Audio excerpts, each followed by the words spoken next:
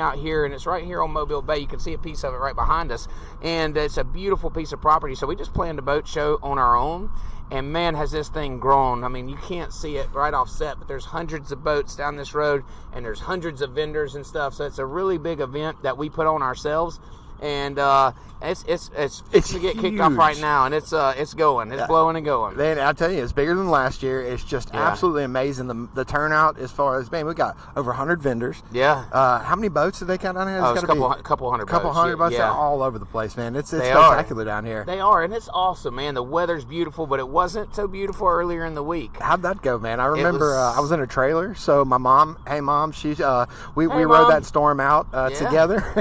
She was freaking out. It was rough here, so like I said, you can't see it, but off the camera here, we have over 100. We have 108 tents. Okay, like the fair tents, right? And they're all pinned down. Well, we had some tornado or some gale force winds coming in all day long, and we had all this stuff set up for today and this weekend to prep for the show.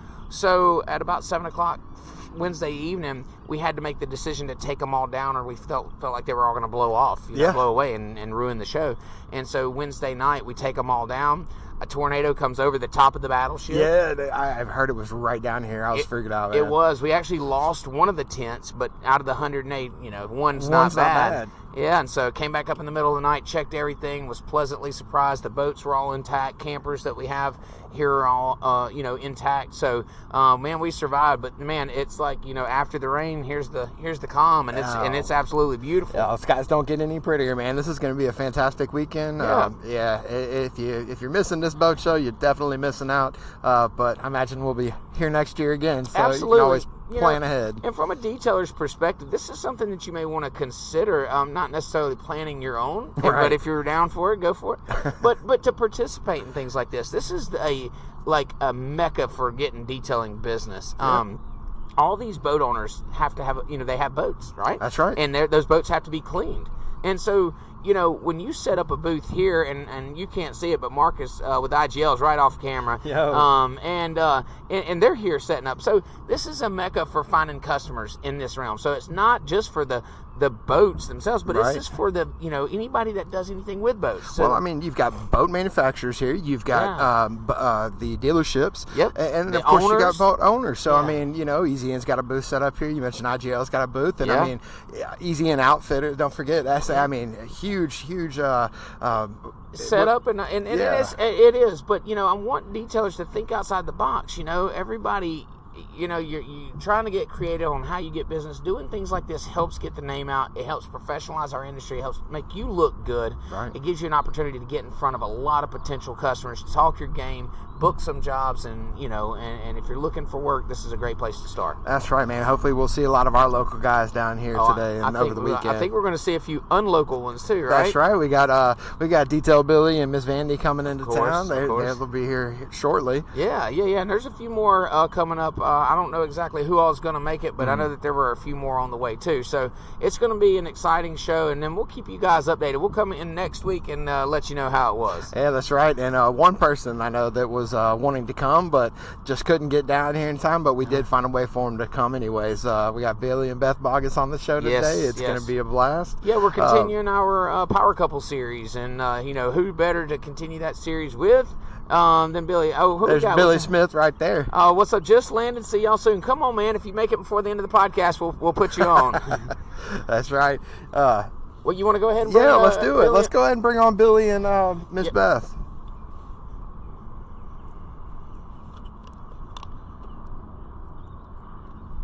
There we go. Hey, what's going on? No, not yet. They got to be fast. How y'all doing today? Man, it's good to see y'all. We're out here, as you can tell, at the Battleship Park, and this is absolutely amazing weather, man. You've got to come down next year.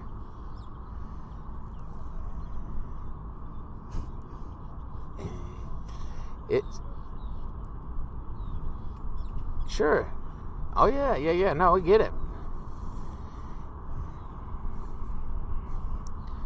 Absolutely. You know, and really we would like you to, if you're going to come and visit the shop and all, because I've been out of the shop all week. I've been down here since Monday planning and getting ready for the show. So definitely next time, you know, come down where you can spend some time and check out the shop. But would love to show you the show as well. There's my dad rolling through. That's great. Anyways, hey, listen, so we're here to talk about you guys, not about us. We want to talk about, we're continuing our Power Couple series, and, you know, it's a little more informal than all of our other ones. I mean, we got a casual setting. We'll keep the podcast casual. But do want to start out by finding out, you know, this is a question we asked everybody. We want to know how you guys met.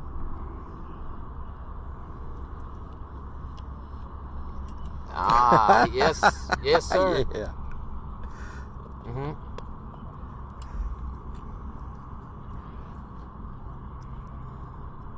Okay. Not a boat show?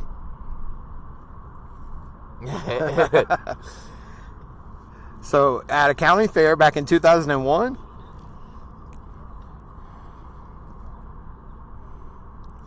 Uh-huh.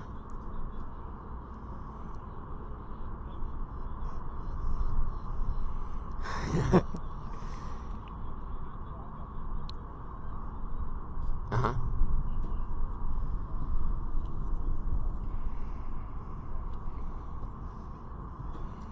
Oh, come on. You right? Yeah. That's right. Uh-huh. Oh, that sounds... Oh, yeah. We've all heard that story before.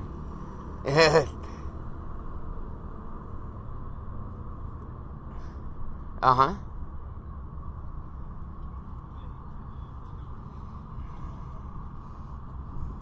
Yeah.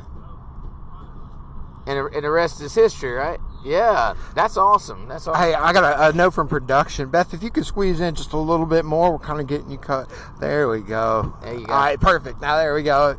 Thanks, Chris. So you guys been together for 21 years? Wow. That's awesome, man. You're right there. What are you like? Yeah. Well, we're coming up on our 5th, I hope. What's the date on that, Dustin? Shut up, Ryan. Shut up, Ryan. I'm going to figure this out. Yeah, man. Production, if you can do a little research for me, that'd be great. Thank you, Jessica. You're the best. So, yeah. Now, you guys have been, of course, 21 years. That's a lot of time to be together. And y'all also, with American Detailer Garage, I know that wasn't something that you could have just pulled off by yourself. Of course, you had to have, Beth in the background or in the foreground, wherever her position was. What are your roles in the background? Do you have defined roles? Are you or do you work with American Detailer Garage? And if so, what's your position there? Okay. Okay. What the hell does Billy do? Shit. Yeah. We gotta. Yeah.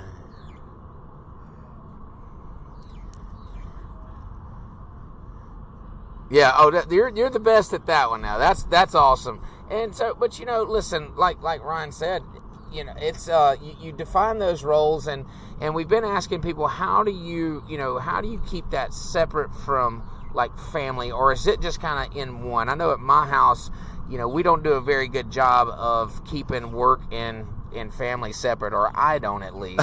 How do you guys do that? Y'all are y'all, is it stop at 5 o'clock and we don't talk work, or is it just one of those things that y'all deal with all the time? It's integrated. Sometimes we do a good job. Sometimes we fail at it. Sure. Most recently, I've tried to pull back from social media 5 or 6. She gets in from her day job around 5. Uh-huh. But business always goes on because there's always something going on. One person can't run this, right? That's right. Especially when you're like me. I'm Fred Flintstone with a computer, and so when she gets home, sometimes we have to take care of some of the back end stuff. And if I'm on social media or interacting on phone calls, then we can't do that. So probably the last 3 months, I've tried to kind of cut off the public face at like 5, 6 o'clock so we can run the back end stuff so we can get in bed by 10.